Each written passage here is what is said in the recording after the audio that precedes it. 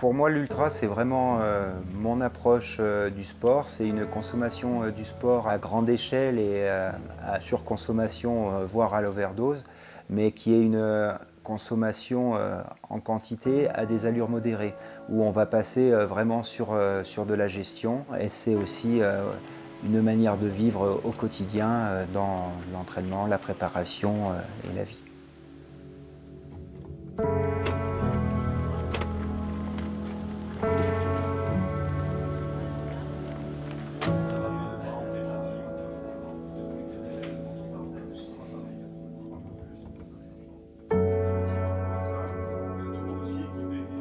Ça appelle les secours directement.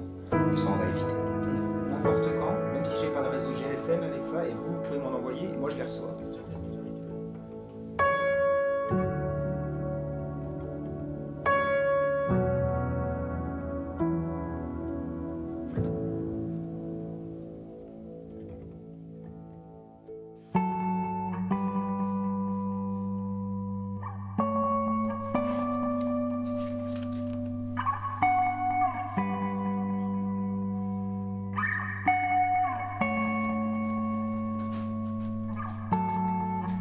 L'ultra, c'est pour moi déjà 12 années de pratique. C'est la pratique en trail sur les différents ultras, en vélo sur lequel j'ai fait mon premier tour du Mont Blanc. Le Grand Tour de Tarentaise, pour moi, est un gros défi de par son ampleur. On est sur 270 km environ, un dénivelé positif qui va être entre 18 000 et 20 000 mètres, vraiment que de dénivelé positif. C'est une belle boucle et qui a un sens. Et vraiment faire le tour de ce massif en revenant à Val Thorens. C'est joli sur la carte, ça passe par plein d'endroits que je connais plus ou moins, certains endroits que je ne connais pas qui sont mythiques, d'autres que je connais et que j'ai déjà parcouru plein de fois et qui sont juste magnifiques. De par mes nombreuses années d'expérience en ultra, maintenant une dizaine d'années, j'ai eu des aléas, j'ai su certains les surmonter ou non, et en tout cas j'ai tiré les conséquences et les conclusions de ces erreurs ou non. Et je pense maintenant être réellement prêt pour me lancer sur un défi d'une telle ampleur qui est le Tour de Tarentaise. Ce que je vais vraiment chercher, c'est aller un peu plus loin que l'horizon et voir ce qu'il y a derrière.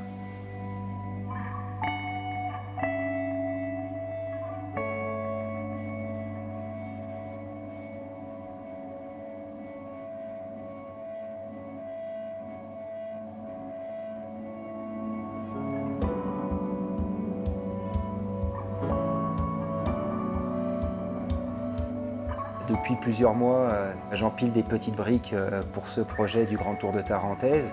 Et c'est pas maintenant qu'il faut écrouler le mur, quoi. Donc il faut aller au bout et l'objectif il va être d'aller chercher l'expérience, et pour ça, ça va permettre d'aller plus loin et de réussir à passer ce cap difficile sur du beaucoup plus long.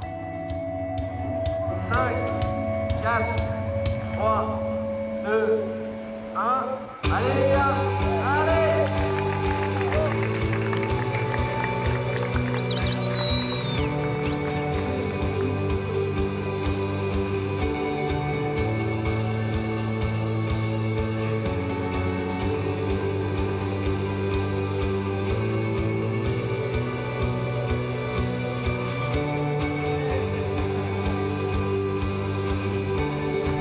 Il y a pas mal de personnes de SR Conseil et devant à la carte, il y a Max qui va m'accompagner un bon bout jusqu'à Fessonnet, quoi. Plus de 70 km, donc c'est cool.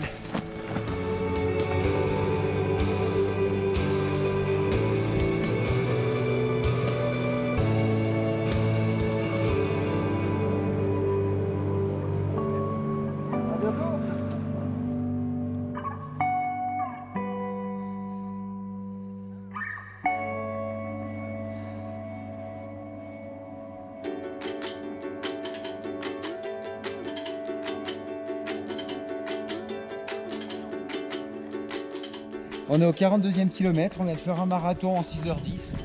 Bon, c'est pas très fameux. Il en reste encore pas mal de marathons à faire, encore au moins 5, c'est pas 6. Donc, qui va piano va sano.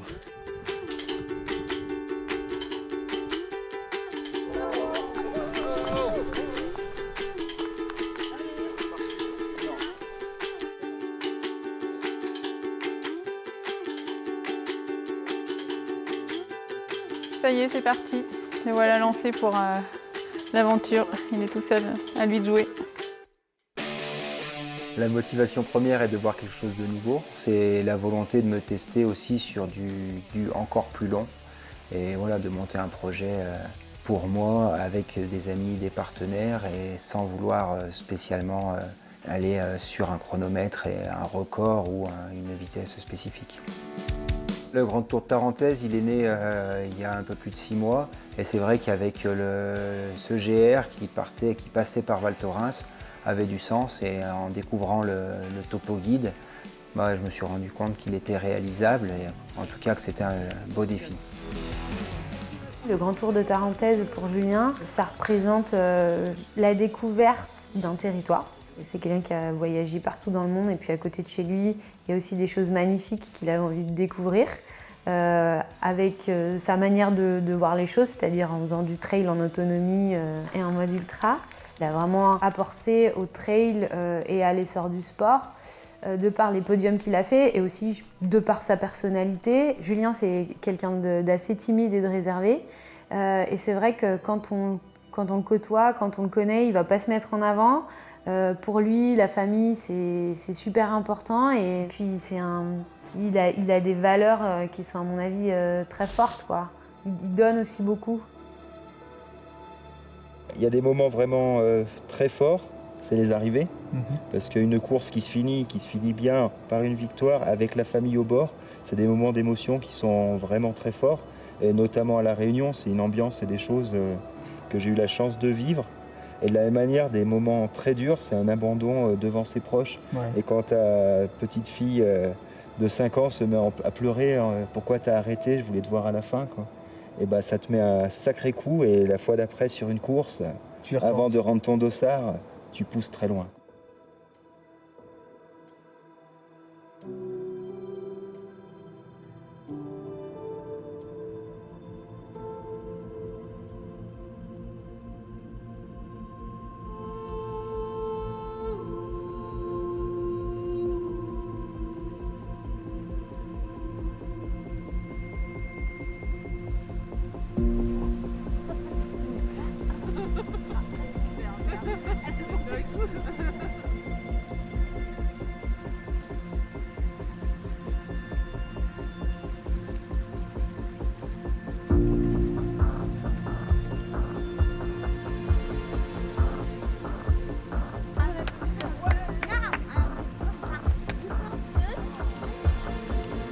J'ai tendance à être très rigoureux sur toutes les choses que j'aime faire.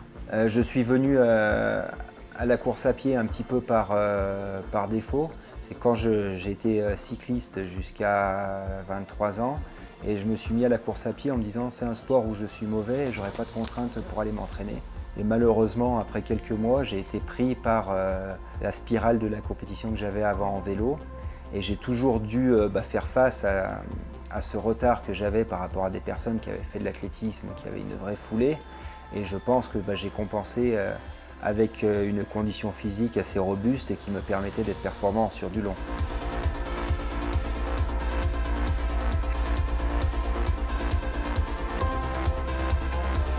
Alors pour moi, Julien, c'est quelqu'un qui va aller au fond des choses, c'est un faux calme en fait.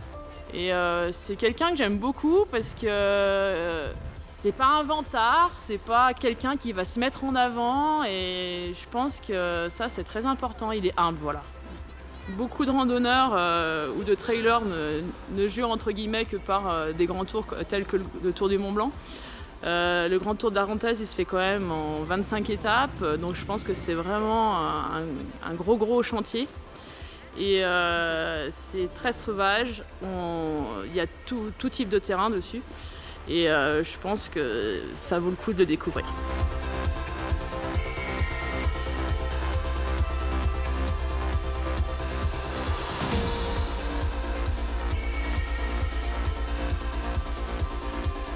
C'est quelqu'un de très pro, qui communique bien, mais il est quand même très humble. Et en étant très humble, on oublie que Julien il a quand même gagné 2 fois le Grand Raid de la Réunion, il a gagné la Hard Rock, il a gagné l'Ultra Trail Mont Fuji. Il a enregistré un paquet de très belles courses qui sont des courses ultra référentes aujourd'hui. C'est une réalité qu'il est gourmand et il aime ce qui est vraiment sur les longues distances. En même temps, dans ce qu'il fait en général sur les longues distances, il se retrouve à avoir eu une certaine maîtrise. Et derrière, à mon avis, avec ce projet, il a vraiment découvert un aspect d'adaptation, une aptitude à dire il faut prendre les choses comme elles viennent, il faut une vraie forme de patience. En fait, c'est un peu son registre, mais il est déjà dans des phases hors normes par rapport à ce qu'on conçoit d'habitude. Quand on parle de courir ou d'aller faire une bonne sortie, ça peut être 20 ou 30 km. Julien, 20 ou 30 km, c'est une petite distance. Donc lui, les bonnes sorties qu'il maîtrise, c'est plutôt ses courses de 60 à 150 km. Sauf qu'en une dizaine d'années à maîtriser ces distances-là, il s'est retrouvé à perdre un petit peu le sel de je m'adapte à des aléas, je découvre, je suis prêt à encaisser des choses qui sont parfois un peu particulières. Et via ce projet, il s'est retrouvé à goûter à une vraie source d'épanouissement pour lui.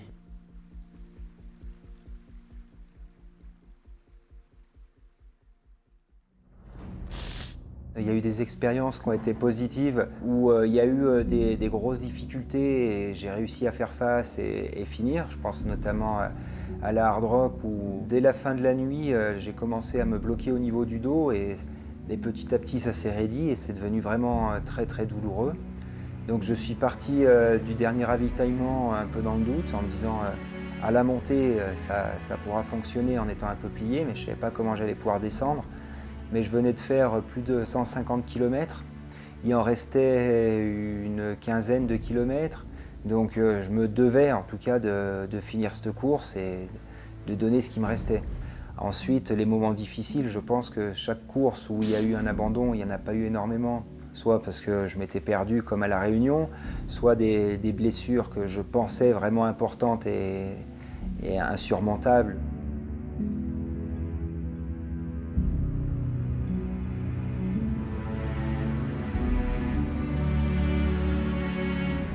Là, il y a une bonne fatigue générale, mais bon, pour l'instant, ça continue à avancer. Ce différent, c'est que je commence à faire un peu des pauses plus régulièrement pour temporiser, prendre le temps de manger et boire ou m'asseoir. Et comme ça permet de souffler avant de repartir.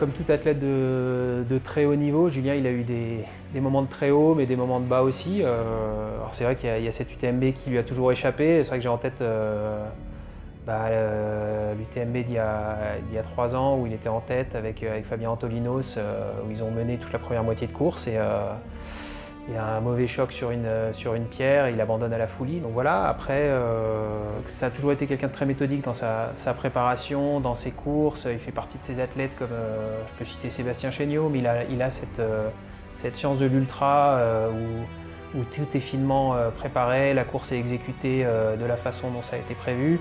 Il est capable de se remettre en cause. Il a cette force de caractère qui fait qu'il ne se laisse pas... Encore une fois, contrairement à d'autres athlètes, il ne se laisse pas affecter par ses échecs. Voilà, c'est quelque chose qui lui permet de grandir et il se refixe tout de suite, il rebondit, il se refixe un autre objectif, un autre challenge. Et c'est ce qui fait qu'il a qui lui permet d'être sur le devant de la scène encore aujourd'hui, après 15 ans de carrière. Et donc voilà, c'est quelque chose de très fort chez Julien.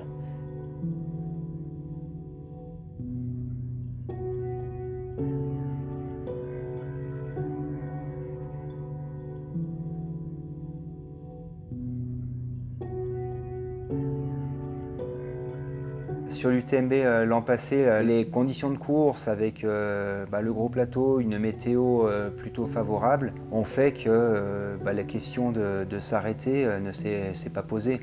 Et c'est l'expérience aussi de l'année précédente où j'avais dû abandonner. Sur l'UTMB, c'est des courses où maintenant le niveau a énormément évolué. Donc c'est pour ça que l'idée de s'orienter sur des projets un petit peu différents, avec un peu plus d'aventure, me semble assez opportun.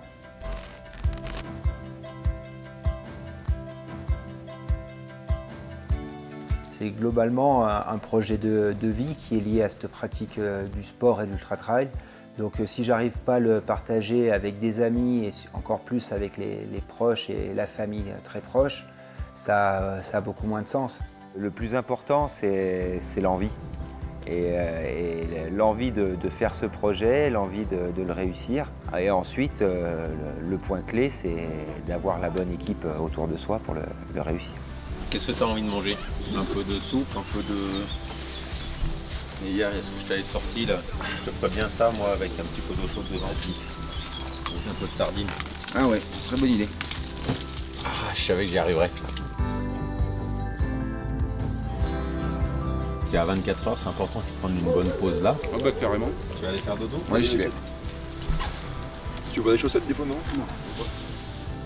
Il fait un petit dodo de 40 minutes et puis on va repartir pour une petite section de 25 km.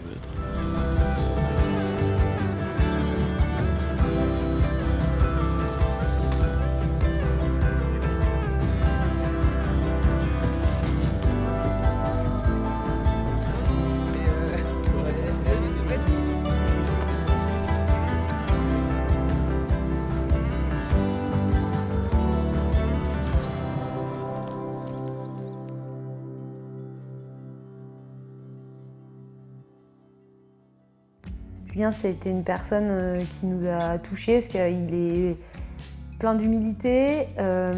Évidemment, c'est un grand athlète. Et je pense que là, aujourd'hui, il vient chercher peut-être quelque chose des projets, quelque chose. Enfin, il a toujours partagé les courses peut-être avec sa famille parce qu'il a toujours eu sa femme, ses filles qui étaient là. Là, ça a été un moyen, je pense, de faire participer plus de monde. Il a beaucoup impliqué ses partenaires, donc c'était quelque chose qui était très fort. Donc je pense qu'il avait besoin de communiquer au-delà de la performance et pouvoir vraiment partager ce que c'était que faire un effort comme ça de longue durée et qu'il puisse montrer ce qui lui plaisait aujourd'hui, ce qu'il avait envie de faire. Il a fait ça parce que c'était un projet qui lui tenait à cœur et qu'il avait envie de le faire et que c'était initier quelque chose de différent dans le sport, dans son sport. Quand on est là, il est bien. Alors aussi bien moi parce que je le connais, je vois comment il est, je connais ses attentes. Donc du coup, quand il me voit au ravitaillement, il peut se dire c'est bon, ça va, elle va voir de quoi j'ai besoin.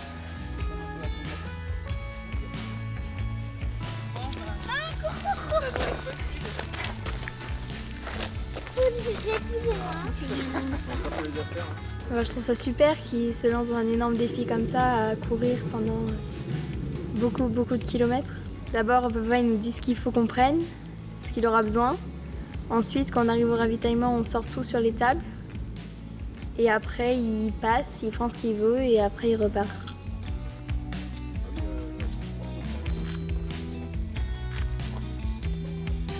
Moi, par exemple, j'ai mis un point d'honneur à essayer de lui réserver une surprise à chaque fois. Ça peut être des fois par des gens qui sont là autour et c'est sympa, mais c'est surtout par d'alimentation, de boissons, de nourriture, qui est une dimension de confort, mais en même temps des ingrédients inattendus. Et ces petites surprises l'ont amusé, ont suscité un petit peu de curiosité. Quand il venait, il approchait d'un autre point de ravitaillement, il commençait à se poser la question de dire tiens, à quoi je vais avoir droit cette fois-ci, qu'est-ce que ça pourrait bien être? Et c'était presque un jeu entre nous qui s'était instauré.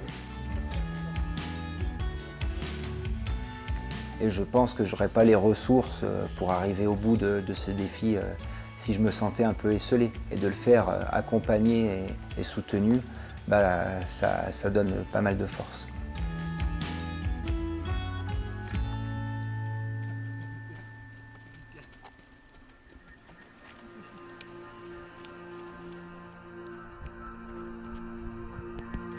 De finir comme ça de nuit, c'était un petit peu long et il a fallu trouver les dernières ressources sur les 2 dernières heures qui ont comme souvent été, je pense, les plus dures.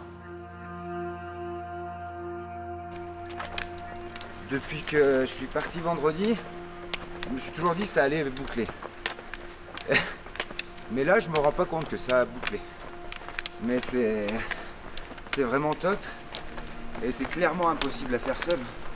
Sans des équipes pour l'assistance, avec des coureurs avec moi et tout le monde quoi. Parce que pour une perte d'épaule c'est ingérable. Et là il y aurait eu pas mal de fois où je serais jamais reparti.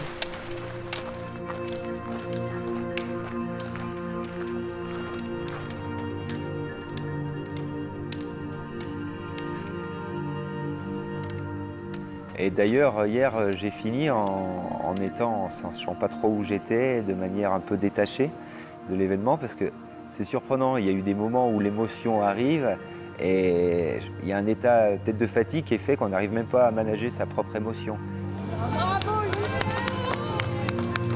Et le voilà à l'arrivée et on peut augmenter le record, 66 heures. Donc les ressources de finir en courant, peut-être qu'il aurait pu les avoir si c'était sur une course ou différemment, mais là il n'y avait pas spécialement cette envie, cette volonté de finir en courant. Un projet qui s'était fait de manière raisonnable avec de grandes sections en marchant et là ça faisait un moment qu'on galérait, donc finir en marchant c'était l'état d'esprit de la fin de projet.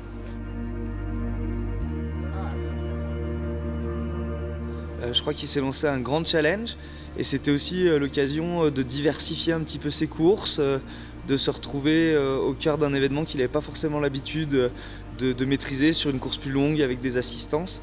Et je crois que c'était vraiment le goût du défi et du challenge plus que la carrière auquel il a pensé.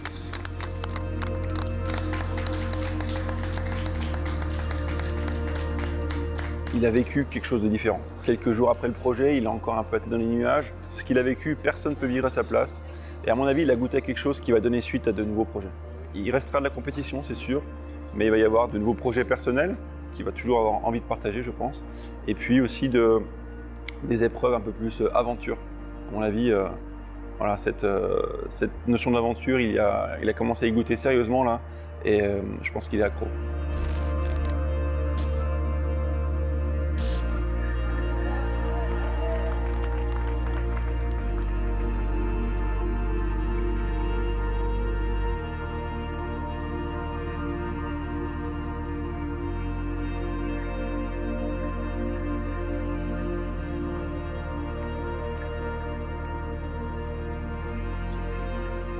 Pour la suite, j'ai envie de continuer sur les courses, mais j'ai de plus en plus envie d'aller sur des courses un peu plus peut-être confidentielles, un peu plus en marge du circuit classique, pour avoir un peu cette partie d'aventure et de découverte avec un dossard.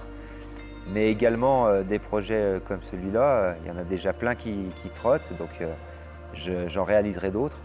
Mais c'est certain que pendant encore pas mal d'années, je vais essayer de mixer les projets courses et des projets perso comme celui-là.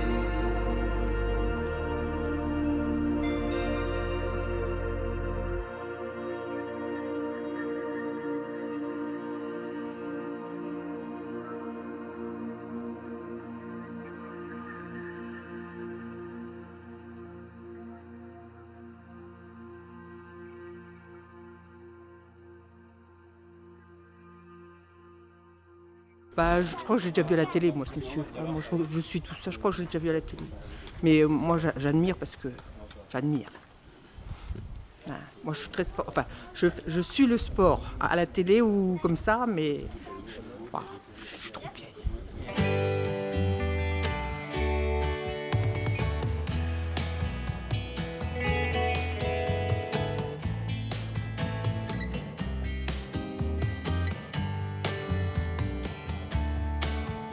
Ouais, et là, moi, je me rends compte qu'il manque quelques neurones. Je bug en fait. Ouais. Mais non, mais c'est rigolo parce que tu dis pourquoi ça vient pas là, il y a un truc.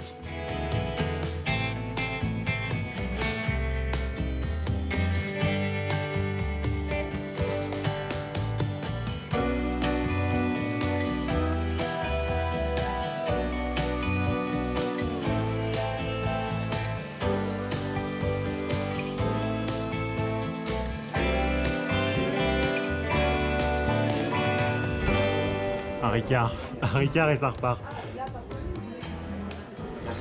Ah là, le Ricard, ça partira pas bien. Et là, je crois qu'un Ricard, il va lancer la table. Non, un Ricard et ça démarre.